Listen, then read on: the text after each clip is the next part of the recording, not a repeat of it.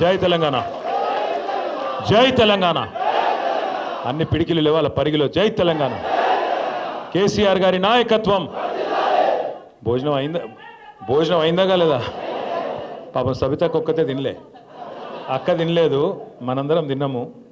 పేరు పేరున ఈరోజు పరిగి నియోజకవర్గం నుండి తరలి వచ్చిన అన్నదమ్ములకి, ఆడబిడ్డలకి, పేరు పేరున పత్రికా మిత్రులకి, వేదికపైన ఆసీనులైన గౌరవనీయులైన మాజీ మంత్రివర్యులు, రంగారెడ్డి ఉమ్మడి జిల్లాని తన సమర్థ నాయకత్వంలో బ్రహ్మాండమైన అభివృద్ధి సంక్షేమ బాటలో ముందుకు తీసుకొని పోయిన మనందరి అక్క పెద్దలు శ్రీమతి సబితా ఇంద్రారెడ్డి గారికి, గౌరవనీయులు పెద్దలు మాజీ మంత్రివర్యులు, రాష్ట్రంలో గిరిజనుల సంక్షేమం కోసం కేసీఆర్ గారి నాయకత్వంలో మరి అద్భుతంగా పనిచేసిన మాజీ మంత్రివర్యులు శ్రీమతి సత్యవతి రాథోడ్ గారు, మీ అందరి అభిమాన నాయకుడు హరీశ్వర్ రెడ్డి అన్న వారసుడు కొప్పుల మహేశ్వర్ రెడ్డి గారు, తమ్ముడు కొప్పుల అనిల్ రెడ్డి గారు,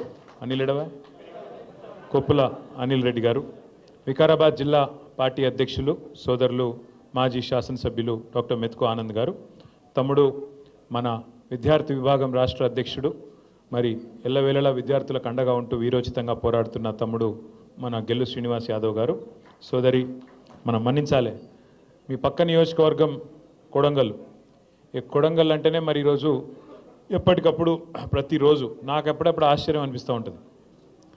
బయట రాష్ట్రంలో ఏమేమి జాయినింగ్లు అవుతున్నాయో వేరు, కానీ కొడంగల్లో ప్రతిరోజు కాంగ్రెస్ కార్యకర్తలను మన పార్టీలో చేర్చుకుంటున్న గౌరవ మాజీ శాసనసభ్యులు, తప్పకుండా మళ్ళీ రాబోయే రోజుల్లో రేవంత్ రెడ్డి గారిని మళ్ళీ తిరిగి ఓడగొట్టబోయే నాయకుడు పట్నం నరేందర్ రెడ్డి గారు, సోదరి విజితారెడ్డి గారు, మా తమ్ముడు మహిపాల్ గారు, ఇంకా ఇంతకుముందు అద్భుతంగా మాట్లాడిన తమ్ముడు మల్లేష్ గారు, సోదరుడు సురేందర్ గారు, ఇంకా వేదిక పైన ఉన్న రామరెడ్డి గారు, ఇంకా ఇతర సీనియర్ నాయకులందరికీ ఎవరో పేర్లు నేను చెప్పలేదో వాళ్ళు జర మనసులోనే తిట్టుకోరి, బయటకు తిట్టకూరి అని కోరుతూ పేరు పేరున అందరికీ నమస్కారం.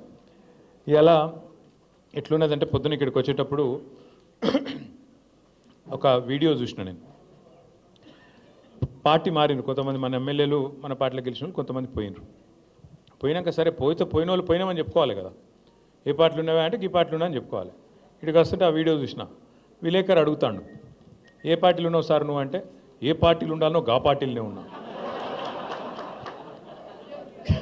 ఇప్పుడు మీకు పిల్లలు ఉంటారు అందరు ఇళ్ళలో, పిల్లగాడు బయటికి పోయిండు అనుకో, బయటికి పోయినాక కొద్దిగా ఆలస్యమైంది అనుకో, 9:30 10 అవుతుంది, పిల్లగాడు ఇంటికి వస్తలేడు, ఫోన్ చేసినావు, యాడున్నావురా అంటే నేను యాడు ఉండాలనో గాడినే ఉన్నాడు అనుకో. వాడు ఏమంటావు, నువ్వు దవడమికెళ్ళడు దంపో, ఇంటికి రాగానే నువ్వు వేస్తావా లేదా, ఏమరా బాగా మాట్లాడుతున్నావు అని.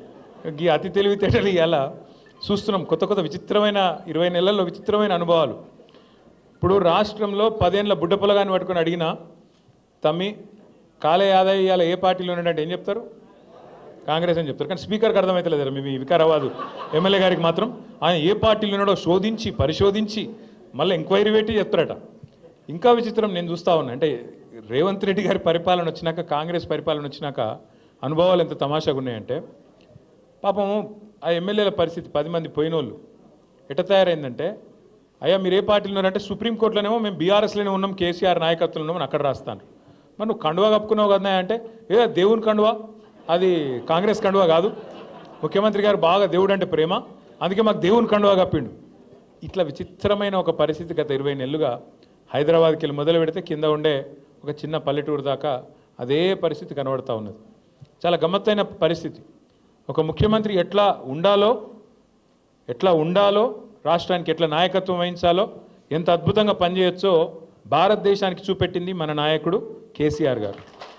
కానీ ఒక ముఖ్యమంత్రి ఎట్లా ఉండొద్దో, ఎట్లాంటి మాటలు మాట్లాడొద్దో, ఎటువంటి పనులు చేయొద్దో చూపెడుతున్నది రేవంత్ రెడ్డి గారు. నాకు తెలియక అడుగుతా, ఇప్పుడు ఇక్కడ ఇంతమంది వచ్చారు మీరు పరిగికి వెళ్ళి, లోపల చాలామందికి చాలా కష్టాలు ఉంటాయి. ఇప్పుడు కొద్దిగా సురేందర్ బయటపడ్డాడు, మల్లేష్ బయటపడ్డాడు, ఒక్కొక్కంత కష్టం గిట్లున్నది గట్లున్నది అని చెప్పారు. కానీ కడుపులో ఏమున్నా, ఆఖరికి జేబులో పైసలు లేకపోయినా, బాగా అప్పులున్నా, ఒక్కొక్కరి మీ నెత్తి మీద 50 లక్షల కోటి రూపాయలు అప్పున్నా, లోపల బనీన్ చినిగిపోయినా, బనీన్ పొక్కలు పడ్డా, బయటికి మాత్రం కడకంగి కద్దరంగి వేసుకొని హై షాన్ మే ఫరక్ నియానా అని చెప్పి బయట తిరుగుతాం, అంతేనా? అట్లే ఉంటామా లేదా?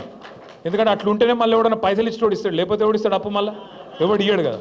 కానీ రేవంత్ రెడ్డి కథ ఎట్లుంది, నేను ఢిల్లీకి పోతే నాకు అపాయింట్మెంట్ ఇస్తలేరు, నేను దెబ్బన చెప్పులు ఎత్తుకపోతేనేమో అపాయింట్మెంట్ ఇస్తలేరు, ఎవడని చెప్తాడు ఎట్లా ముఖ్యమంత్రి? ఈ విచిత్రం. ఇప్పుడు దబ్బన ఒక మాట అనుకో, నేను మహేష్ రెడ్డి అన్న దగ్గర అప్పు తీసుకున్నా, ఎంతో ₹1,00,000 అప్పు తీసుకున్నా అనుకో. తీసుకొని మహేష్ అన్న నాకు బాగా కష్టం ఉందే, జరా ఒక నెల రోజులు ఇస్తా అని చెప్పిన. మరి నేను నెల రోజులు నాకు వెళ్ళలేదు, నేను ఇయ్యలే. 2 నెలలు అయింది ఇయ్యలే, 6 నెలలు అయింది ఇయ్యలే. మహేష్ అని నువ్వుకుంటాడా? ఏమాయబాయి నువ్వు చెప్తివి, మస్తుగా చెప్తివి, ఇస్తలేవు, ఏం సంగతి అడుగుతాడా? అడగడా? నెల రోజుల్లో నేనే చెప్తి.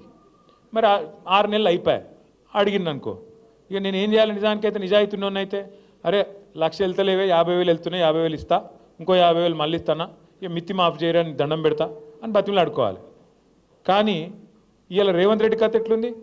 ఏమైనా 100 రోజులలో గ్యారంటీలు అమలు చేస్తా అన్నావు, అందరికి అన్నీ ఇస్తా అన్నావు, మరి వీళ్ళు ఇస్తలేవేందా అంటే ఏమంటుండే ఎరికేనా? ఏం చెప్తారా? నన్ను కోసుక తింటారా? ఏం చెప్తారు నన్ను మీరు? కోసుక తింటారా? కోసుక తినేందుకు నువ్వు ఏమైనా సేపువా, మామిడికాయవా, ఏంటిది నువ్వు? అరే ఇట్లుంటుందా ఎక్కడైనా? ముఖ్యమంత్రి అనేటోడు నేను ఇక్కడ లంకె బిందెలు ఉంటాయి అనుకొని వచ్చిన. ఏం మాటలు అవి? ఏం అసలు మాది మాకే పరిశాన్ ఉంది. సబితక్క ఇవాళ కాదు, ఇప్పుడే సత్యక్క చెప్పినట్టు, సబితక్క రేవంత్ రెడ్డి గారు జెడ్పీటీసీ కాకముందే మంత్రి అయిన మరి సీనియర్ నాయకురాలు. అట్లాంటి సీనియర్ నాయకురాలకి నిన్న మహేశ్వరం నియోజకవర్గంలో ఓడిపోయినమో కుర్చీ మీద కూర్చోబెడతారట, గెలిచిన వాళ్ళని మాత్రం కింద కూర్చోన్నట్టు మనం పిచ్చోళ్ళ లెక్క వాడు కారు అట్లు ఇస్తుంటే, వాడు ఇంకోటి చేస్తుంటే, పోజులు కొడుతుంటే మనం చూడాలంట. అక్క ఏమనలే పాపం, కానీ కార్యకర్తలు ఊకుంటారా? ఊకోరుగా. అరే మా మేడంకి అవమానం జరుగుతుందని లొల్లి పెడితే ఇలా హోంమంత్రిగా పనిచేసిన అక్క మీదకి గింతంత పోలీసు వాళ్ళు ఎగిరిపోయి రెచ్చిపోయి మాట్లాడుతూ ఉన్నాడు. నేను ఇలా పరిగి మాత్రమే కాదు, రాష్ట్ర వ్యాప్తంగా ఉండే కలెక్టర్లు, ఐఏఎస్ ఐపీఎస్ అధికారులకు నేను ఒక్కటే గుర్తు చేస్తున్నా, గుర్తు పెట్టుకోమని చెప్తా ఉన్నా. ఇలా మీరు పచ్చి అబద్ధాలు ఆడుతూ ఉన్నారు ఐఏఎస్ అధికారులు కూడా. మొన్న ఇక్కడ చూసిన నేను ఖైరతాబాద్లో ఒక ఐఏఎస్ అధికారి, ఒక ఐపీఎస్ అధికారి ఇద్దరు చిలక పలుకులు వలుపుతున్నారు. ఏమని? 10 ఏళ్లలో ఒక్క రేషన్ కార్డు ఇవ్వలే. కాంగ్రెస్ వాళ్ళు మాట్లాడినట్టు మాట్లాడుతున్నారు.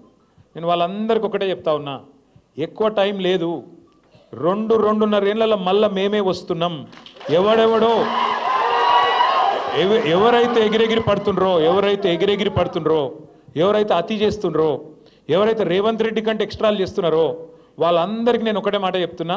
నేను ఇదివరకు కూడా చెప్పినా, మళ్ళీ కూడా చెప్తున్నా, బరాబర్ ప్రతి పేరు రాసి పెట్టుకుంటాం, ప్రతి ఒక్కరి మాటలు యాది పెట్టుకుంటాం. ఇదివరకు లెక్క మాత్రం ఈసారి ఉండదు, అన్ని లెక్కలు హిసాబ్ కితాబ్ సెటిల్ చేసే బాధ్యత నాది. సురేంద్ర ఒక మాట అన్నాడు, వాస్తవం అది. 10 ఏళ్లలో ఎన్నడూ మాకు ఇక్కడ అవకాశం రాలే అని ఒక మాట అన్నాడు, వాస్తవం. 10 ఏళ్ళు మేము ప్రభుత్వాన్ని నడిపినాం, రాష్ట్రాన్ని నడిపినాం. అంటే కొత్త రాష్ట్రం, కష్టపడి తెచ్చిన రాష్ట్రం, పిల్లగాళ్ళు చచ్చిపోతే వచ్చిన రాష్ట్రం, కేసీఆర్ నాయకత్వంలో కొట్లాడి తెచ్చుకున్న రాష్ట్రం. ఇటువంటి రాష్ట్రంలో ఇల్లు చక్కదిద్దుకున్నట్టు మరి కొత్త సంసారం, కొత్త కాపురం కాబట్టి బ్రహ్మాండంగా చేయాలి. మంచిళ్ళు ఏంది, పొలాలకు సాగునీళ్ళు ఏంది, సంక్షేమ పథకాలేంది, పరిశ్రమలేంది, చెట్లేంది, పర్యావరణం ఏంది, ఒక్కొక్కటి తపస్సు లెక్క తీర్చుకుంటూ వచ్చినాం. ఎలా గర్వంగా చెప్పుకోవచ్చు ఏం సాధించింది తెలంగాణ 10 ఏళ్లలో అంటే. సరే మనం 1.8%తో మనం ఓడిపోవచ్చు. ఇప్పుడే మహేష్ అన్న ఒక మాట అన్నాడు, కొత్తగా గిన్ని గ్రామ పంచాయతీలు చేసినాం, గిన్ని తాండా పంచాయతీలు చేసినామని. ఎప్పటి నుంచో చెప్తున్నారు కాంగ్రెస్ వాళ్ళు, 78కెళ్ళి తాండాలు పంచాయతీలు చేస్తామని. చేసిర్రా? మళ్ళీ కేసీఆర్ వచ్చినాకనే బ్రహ్మాండంగా ఇవాళ 3,400 తాండాలు, పల్లెలు, పంచాయతీలను చేసుకున్నాం. అట్లాగే కొత్త మండలాలు చేసుకున్నాం. మీ మహమూదాబాద్ కూడా అయింది కదా, చౌడాపూర్ అయింది, మహమూదాబాద్ అయిందా లేదా? రెవెన్యూ డివిజన్లు చేసుకున్నాం, కొత్తగా జిల్లాలు చేసుకున్నాం. వికారాబాద్ జిల్లా కావాలని ఎప్పటి నుంచి ఉండే మీకు కళ? ఇవాళ ఇక్కడికి వచ్చినాం, చాలా దూరం వచ్చినాం అంటున్నారు. ఒకప్పుడు రంగారెడ్డి కలెక్టరేట్ ఎక్కడుండే? హైదరాబాద్లో లగ్డికాపుల్లో ఉండే. మరి ఇవాళ ఏడుంది మీ కలెక్టరేటు? వికారాబాద్లో మీ కూతవేటు దూరంలో ఉన్నది. అంటే ఇవన్నీ కేసీఆర్ చేయలేదా? చేసుడే కాదు, స్వయంగా ఈరోజున్న మంత్రి కోమటిరెడ్డి వెంకటరెడ్డి చెప్పిండు, మన కలెక్టరేట్లు ఉన్నట్టు కొన్ని రాష్ట్రాల సెక్రటేరియట్లు కూడా ఉన్నాయని చెప్పి నేను చెప్పుడు కాదు, స్వయంగా ఇయ్యాలున్న మంత్రి కోమటిరెడ్డి వెంకటరెడ్డి భువనగిరిలో చెప్పినాడు. అద్భుతంగా కొత్త పంచాయతీలు, కొత్త తాండాలు, కొత్త మండలాలు, కొత్త రెవెన్యూ డివిజన్లు, కొత్త కలెక్టరేట్లు, ఐఏఎస్ ఐపీఎస్ అధికారులు మీకు అందుబాటులో, మీరు యాడికో 100 కిలోమీటర్లు పోయి అక్కర లేకుండా మీ గడప ముంగటికి పాలన తెచ్చిన నాయకుడు కేసీఆర్ గారు. అది మాత్రమే కాదు, ప్రతి గ్రామంలో భారతదేశంలో ఎక్కడ కూడా లేదు ఇవాళ మన దగ్గర ఉన్న పరిస్థితి. నర్సరీలు, పల్లె ప్రకృతి వనాలు, ఇంటి ముంగట నల్ల, అట్లాగే బ్రహ్మాండంగా ప్రతి ఊళ్ళో ఒక రైతు వేదిక, ప్రతి ఊరిలో ఇవాళ ప్రకృతి వనంతో పాటు డంపింగ్ యార్డు, అట్లాగే శ్మశాన వాటిక, వైకుంఠధామం ఎక్కడ ఉన్నాయా భారతదేశం? లేదు. ఎవరన్నా ముఖ్యమంత్రి ఇంత సూక్ష్మంగా ఆలోచించినోడు ఉన్నాడా? పల్లె ప్రగతి, పట్టణ ప్రగతి ఇంత పెద్ద ఎత్తున ఆలోచించి ఇవాళ ఈ వర్గం ఆ వర్గం అని కాదు, రైతులు కడుపులో పెట్టుకుని చూసుకున్నారు కేసీఆర్ గారు. 24 గంటలు కరెంటు వ్యవసాయానికి ఉచితంగా ఇచ్చిన ముఖ్యమంత్రి భారతదేశంలో ఎవరైనా ఉన్నారా స్వాతంత్రం వచ్చినాక? ఒక్కడే ఒక్కడు కేసీఆర్. 73,000 కోట్ల రూపాయలు రైతుల ఖాతాల్లో 11 విడతల్లో జమ చేసిన నాయకులు ఇంకెవరైనా ఉన్నారా భారతదేశంలో ఇప్పటి వరకు? కేసీఆర్ తప్ప. మరి నేను అడుగుతా ఉన్నా, ఇవాళ తప్పెవరిది? తప్పెవరిది? మనది, కార్యకర్తలది. సార్ పనిచేసిండు, కానీ ప్రజలకు అర్థమయ్యేటట్టు చెప్పుట్లో మనం ఫెయిల్ అయినాం, మనం విఫలమైన.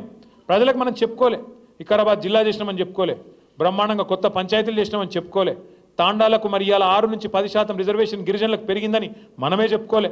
ఏ రకంగా ఇవాళ తెలంగాణలో 10 ఏళ్లలోనే ఎన్ని విషయాల్లో మనం ముంగటికి పోయినామో చెప్పుకోలేకపోయినాం. అవతలోడు ఏం చేసిండు, దాన్ని అండగా పెట్టుకుని మనం చెప్పుకోలే. అవతలోడు వచ్చి ఆశ చూపెట్టిండు. కేసీఆర్ 2,000 ఇస్తుండా, నేను 4,000 ఇస్తా. కేసీఆర్ లగ్గానికి 1,00,000 రూపాయలు ఇస్తుండా, నేను మీదికెళ్ళి తులం బంగారం ఇస్తా. కేసీఆర్ ఇచ్చే 1,00,000 రూపాయలు పెళ్ళి అయిపోయినాక, లగ్గం అయిపోయినాక 2 నెలలకు వస్తున్నాయి. అదే నేను వచ్చినా అనుకో, నువ్వు పత్రిక పెట్టుకో, పత్రిక పెట్టుకున్న రోజే నీకు మళ్ళా కులం బంగారం వస్తుంది, 1,00,000 రూపాయలు వస్తాయి. ఇట్లా కథలు చెప్పే వరకు పాపం నమ్మిండ్రు, నమ్మి ఇవాళ బాధపడతా ఉన్నారు. మీరు నేను మనందరం కార్యకర్తలుగా మనందరం చేయాల్సింది ఒకటే పని. ఎందుకంటే అధికారం కోసం ఇంకో దానికోసమో కాదు. సరే, కేసీఆర్ గారు మళ్ళీ గెలిస్తే ముఖ్యమంత్రి అవుతారు. ఆయన ఇప్పటికే 10 ఏళ్ళు ముఖ్యమంత్రి చేసిండు. ఆయనకేం కొత్త పదవి కాదు, ఆయనకేం కొత్త పదవి రాదు.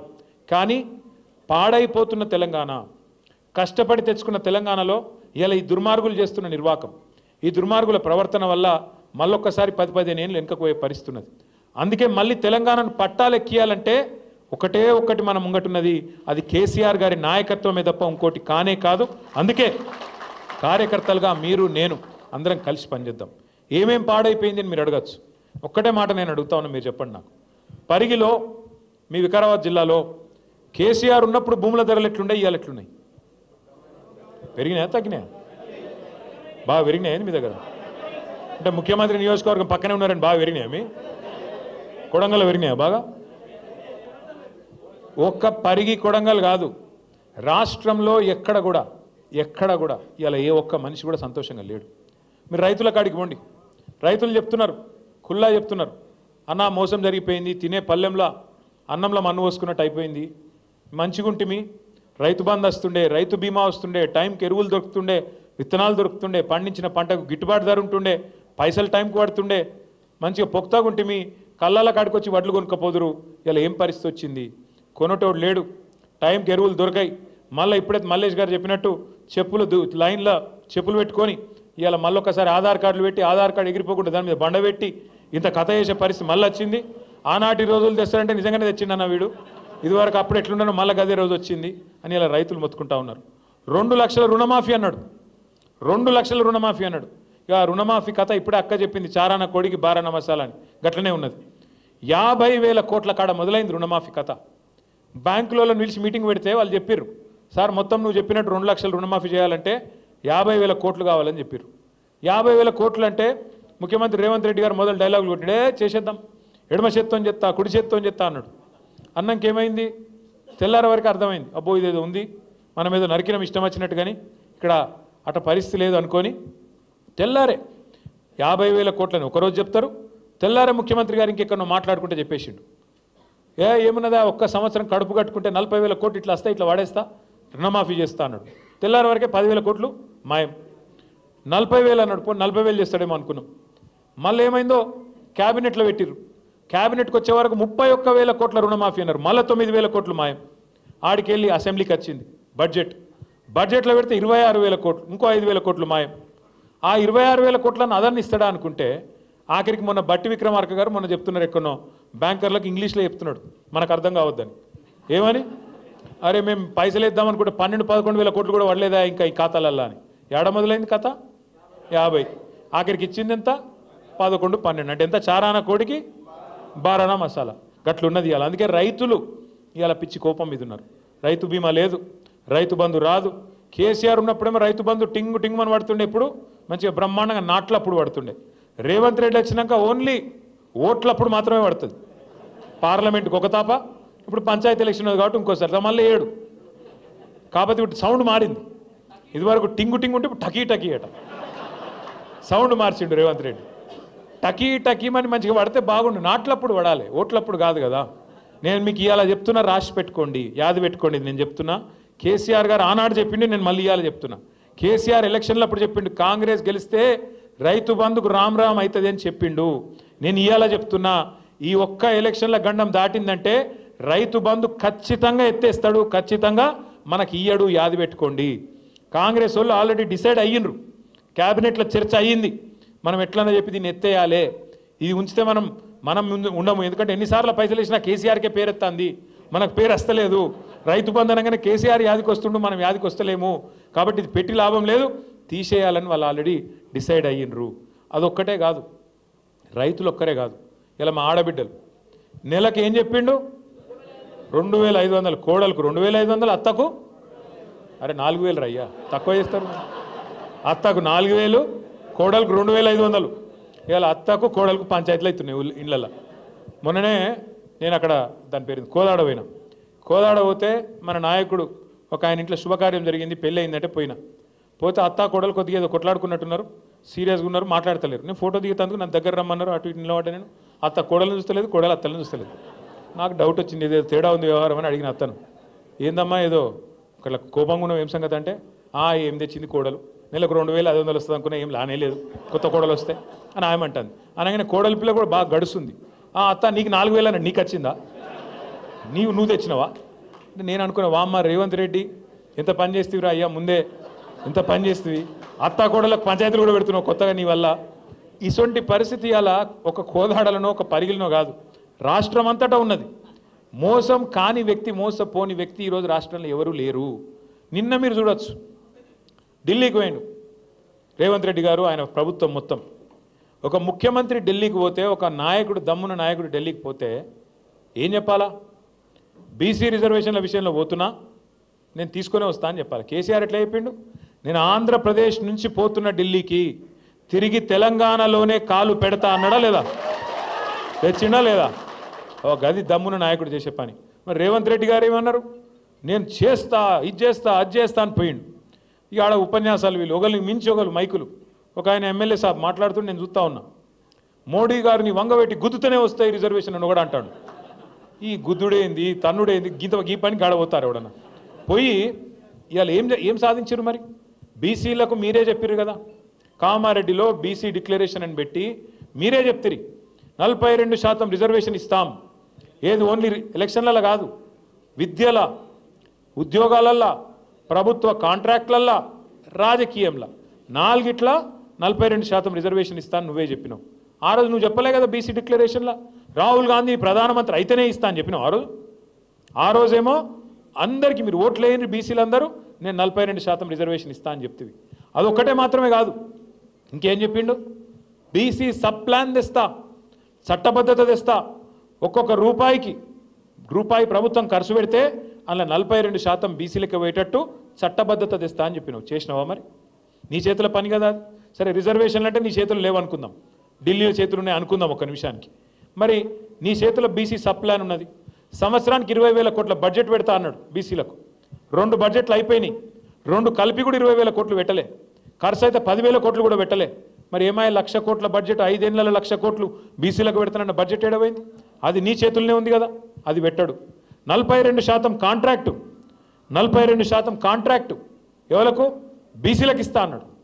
మరి మీ పరిగిలో కాంట్రాక్ట్లు అవుతున్నాయి, రోడ్ వర్క్లు అదో ఇది అవుతాయి కదా, 42% వచ్చినాయా బీసీలకు? రాష్ట్రం లెక్కనని వచ్చినాయా? మరి ఇవన్నీ అయితే నీ చేతిలో ఉన్నాయి కదా, ఒక జీవో ఇస్తే అయిపోతుంది కదా, అసెంబ్లీ పెట్టి బీసీ సబ్ ప్లాన్ పాస్ చేయొచ్చు కదా, బడ్జెట్లకి 20,000 కోట్లు ఇవ్వచ్చు కదా. ఇవేవి ఇయ్యడంట, ఇక్కడ ఆయన చేతులున్నాయేమో ఇయ్యడంట. కానీ ఢిల్లీకి పోయి రిజర్వేషన్లు సాధిస్తాను పోయిండు. అట్లా కూట్ల రాయిది అనేవాడు ఏట్ల రాయిది ఇస్తాను పోయిండంట. అయితే ఇళ్ళతోని అమ్మకు అన్నం పెట్టినోడు చిన్నమ్మకు బంగారు గాజులు చేస్తాడా? అంటే ఇంత విచిత్రమైన మనిషి. ఇంకా గమ్మత్ ఏంటంటే ఆడపోయి మళ్ళీ కేసీఆర్ తిట్టుడు ఢిల్లీకి పోయి. రేవంత్ రెడ్డి గారికి ఒక సమస్య ఏదో ఉన్నది, ఖచ్చితంగా ఉన్నది ఆయనకు. కేసీఆర్ పేరు తీసుకోకుండా ఉపన్యాసం చెప్పాడు ఆయన. మీరు చూడుర్రి, పాపం కేసీఆర్ గారు ఏమన్నాడు, ఆయన 20 నెలలు ఆయన పని ఆయన చేసుకుంటాడు, ఆరోగ్యం మీద కొద్దిగా డీలా పడేది, మంచిగా చేసుకునే ప్రయత్నంలో కేసీఆర్ గారు ఉన్నారు. ఈయన రోజు అది ఎక్కడైనా సరే, ఢిల్లీ అయినా అసెంబ్లీ అయినా ఏడ మాట్లాడినా నిద్రలో కూడా కలవరిస్తున్నా, నా డౌట్. వాళ్ళ భార్యను అడగాల మరి, నిద్రలో కూడా కలవరిస్తున్నా ఏం పేరు, కేసీఆర్ పేరు. అంటే ఎంత ఫోబియా పట్టుకుందంటే ఎందుకు ఇంత భయం నీకు? ఇప్పుడు నువ్వు ముఖ్యమంత్రి కావాలనుకున్నావు, అబద్ధాలు చెప్పినావు, 420 అడ్డమైన హామీలు ఇచ్చినావు, ప్రజలు నమ్మినరు, ఓటేసిరు, నీకు అవకాశం ఇచ్చిర్రు, పని చేయి. 6 గ్యారంటీలు అన్నావు, పని చేయి. ఎందుకు ఈ డ్రామాలు? నేను అడుగుతా. బీసీలను మోసం చేస్తున్నావు రేవంత్ రెడ్డి, నువ్వు డ్రామా చేస్తున్నావు అన్నా అంటే నన్ను తిడతాడు నిన్నాడు. నీది డ్రామా, నీ పేరే డ్రామా. ఎవరది డ్రామా? నేను అంటున్నా ఇవాళ రేవంత్ రెడ్డి గారు, రాహుల్ గాంధీతో నీ దోస్తీ ఒక పెద్ద డ్రామా, మోడీ గారితో నీ కుస్తీ ఇంకా పెద్ద డ్రామా, చంద్రబాబుతో నీ దోపిడి, చంద్రబాబు చేస్తున్న జల దోపిడీ విషయంలో నువ్వు ఫైటింగ్ చేస్తున్నట్టు చేసుడు అది పెద్ద డ్రామా, నీ మేనిఫెస్టో ఒక పెద్ద డ్రామా, నీ డిక్లరేషన్ దానికంటే పెద్ద డ్రామా, అన్నిటికీ మించి అసలు నువ్వు కాంగ్రెస్ పార్టీలో ఉంటావని నమ్మించుడే దానికంటే పెద్ద డ్రామా. అరే రే రే రే ఎట్లా నమ్ముతారో నాకైతే అర్థం కాదు. ఈ మనిషిని తెలిసినాక, ఈ మనిషిని చూసినాక ఎట్లా నమ్ముతారో నాకు అర్థం కాదు. ఎప్పటికప్పుడు మాటలు మారుస్తాడు. కుల్లా చెప్తున్నాడు ఆయన, నేను మోడీ గారు స్కూల్లో చదివినా, చంద్రబాబు కాలేజీకి పోయినా, ఇవాళ రాహుల్ గాంధీ కాడ ఉద్యోగం చేస్తున్నా అంటే రేపు ఇంకెటన్నా వీక్తా అని చెప్తున్నట్టే కదా లెక్క. ఎటు సందు దొరికితే అటు పోతా. ఒక సిద్ధాంతం లేదు, ఒక నిబద్ధత లేదు, ఏది లేదు. అందుకే నేను అనేది అందరికీ అన్ని విషయాలు అర్థమైనాయి. ఇవాళ రైతులకు అర్థమైనాయి, మహిళలకు అర్థమైనాయి, పిల్లగాళ్ళకు అర్థమైనాయి. 2 లక్షల ఉద్యోగాలు అన్నాడు, వచ్చినాయా 2 లక్షలు? వాళ్ళు కుల్లా తిడుతున్నారు. ఉన్నాక మొన్న జాబ్ క్యాలెండర్కు దినం పెట్టిండ్రు అక్కడ, ఏది చిక్కడపల్లి లైబ్రరీ కాడ. నేను మంచిగా ఫోటో పెట్టి సంవత్సరం అయిపోయిందని చెప్పి ప్రథమ సంవత్సరికం చేసి పారేసారు. దినం కాదు, సంవత్సరికం చేశారు. సారీ, మొత్తం అందరికీ అన్ని విషయాలు అర్థమైనాయి.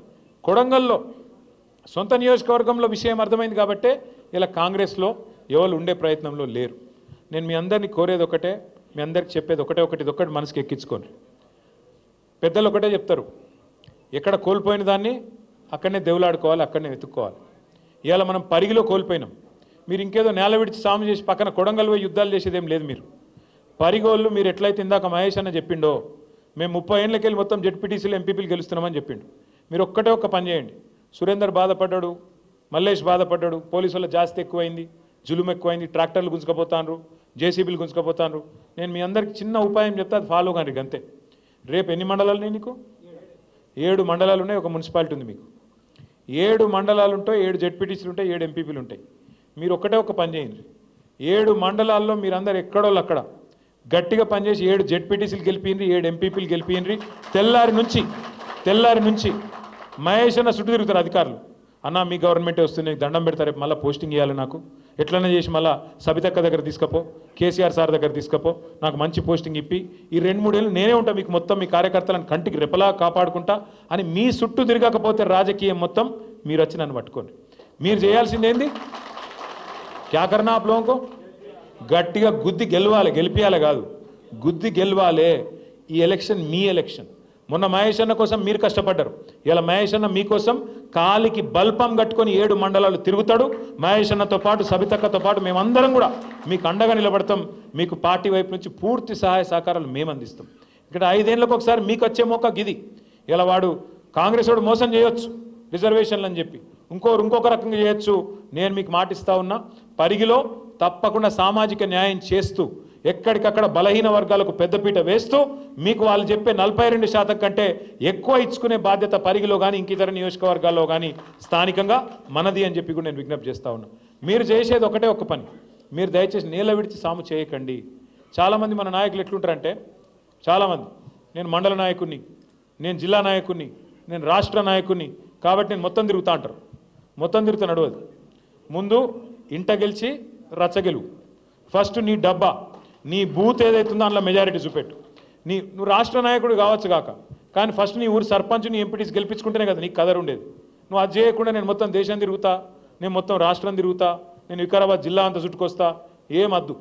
నీ ఊళ్ళో నువ్వు ఎంపీటీసీ గెలిపి, సర్పంచ్ గెలిపి, నీ బూత్లో మెజారిటీ తీసుకురా, అప్పుడే నువ్వు దార్కార్ లీడర్ అని నేను ఒప్పుకుంటా. లేకపోతే మాత్రం ఎన్ని డైలాగులు కొట్టినా లాభం లేదని నేను కూడా అనుకోవాల్సి వస్తుంది. మీరు పరిగిలో నాకు తెలుసు మొదటి నుంచి పటిష్టంగా పార్టీ ఉన్నది, కాంగ్రెస్ పార్టీ మీద ప్రజల్లో విపరీతమైన కోపం ఉన్నది. మీరు గట్టిగా అనుకుంటే, మీరు గట్టిగా తలుచుకుంటే ముమ్మాటికి రైతులు, మహిళలు, యువకులు, మైనారిటీలు, మన లంబాడా సోదరులు, దళితులు ప్రతి ఒక్కరు కూడా మనకు ఓటు వేయడానికి సుముఖంగా ఉన్నారు. మీరు పోయి అడగాలి, కూసోవాలి. ఆయనకి మనోళ్ళు ఎట్లా చేస్తారు, ఎలక్షన్ రాగానే పాంప్లెట్ పట్టుకొని ఇట్లా వారేసి అట్లా పోతారు. గై నడవై. ఇప్పుడు మీరు ఆపోజిషన్లు ఉన్నారు, కూసోవాలి, ముచ్చట పెట్టాలి, బుదిరకియాలి, అవసరమైతే మన పాత ఏమైనా చిన్న చిన్న మన వైపు నుంచి ఏమైనా తప్పులు జరిగితే కడుపులో తల పెట్టాలి, అల్మించుకోవాలి, అట్లుండాలి. కానీ ఇట్లా వరేసి స్టైల్గా ఆయా తమి ఓటై నై చెల్తా పద్ధతిగా. ఎందుకంటే వాడు కాంగ్రెస్ వాడేమో పైసలు ఇస్తాడు, వాడు అడ్డగోలు పైసలు పంచుతాడు, వాళ్ళు విపరీతమైన పైసల సంపాదన మీద బిజీగా ఉన్నారు, వాడు ఇష్టం ఉన్నట్టు చల్లుతాడు. మరి మనం కొట్లాడాలంటే కనీసం ప్రజల ప్రేమ మనకు ఉండాలన్నా లేదా? కొద్దిగా టైం తీసుకోండి, కొద్దిగా ఒళ్ళు వంచుండ్రి. ఇంతకుముందు మా తమ్ముడు చెప్పినట్టు నిజమే, నేను ఒప్పుకుంటా.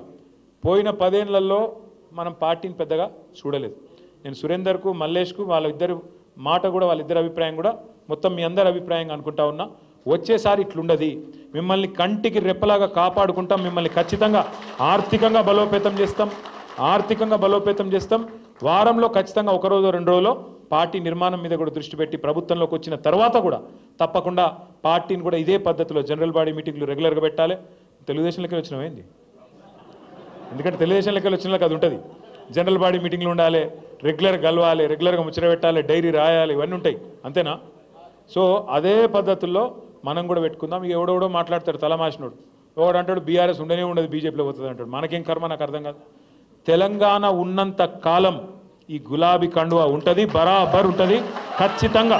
ఈ రెండు పార్టీలకు 3 చెర్ల నీళ్ళు తాగిచ్చి మళ్ళొక్కసారి డంకా బజాయించి కేసీఆర్ గారిని ముఖ్యమంత్రి చేసుకుందాం, మన రాష్ట్రాన్ని కాపాడుకుందాం. జై తెలంగాణ. ఇప్పుడు పెద్దలు కూసరు పెద్దలు కొంతమంది మాజీ సర్పంచులు ఇంకా సీనియర్ నాయకులు చేరుతా ఉన్నారు. పూడూరు సర్పంచ్ నరసింహారెడ్డి గారు, రంగాపురం సూరప్ప గారు, పరిగి బసిరెడ్డిపల్లి సర్పంచ్ గారు, మైపాల్ రెడ్డి పూడూరు, తాజుద్దీన్ గారు, బాలునాయక్ గారు, సత్యనారాయణ రెడ్డి గారు మాదారం నుంచి, ఇంకా మిగతా మిత్రులు కూడా చాలామంది పేర్లున్నాయి. వాళ్ళందరికీ స్వాగతం. జర ఒక్క లైన్లోకి వెళ్ళి వస్తే బెటరు. మీ అందరికి మళ్ళీ ఒకసారి నమస్కారం. జై తెలంగాణ.